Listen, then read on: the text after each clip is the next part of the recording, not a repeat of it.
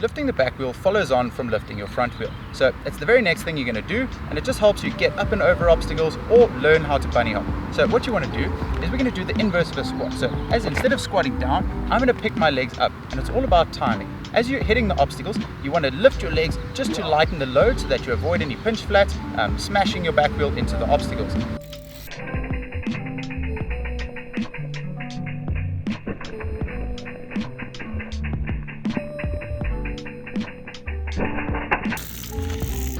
The next thing you want to do, if you actually want to lift your back wheel up by itself, the first motion that you want to do is get your weight back over your back wheel. As your weight's coming back, you want to stand your weight up. You don't want to throw your weight forward, you want to stand your weight up. As your weight's coming up, you want to tilt your feet forward and pull with a sweeping motion with your feet to get the back wheel up. This is often easier practice with cleats or without cleats, so pop your clipless pedals off, put your flat pedals on, and it's a great skill to just have in your arsenal to know how to do this without cleats. A lot of the time people end up just lifting straight up with their cleats, so take it off, get used to that sweeping, tilting your toes down and pulling back and up as your weight's going forward.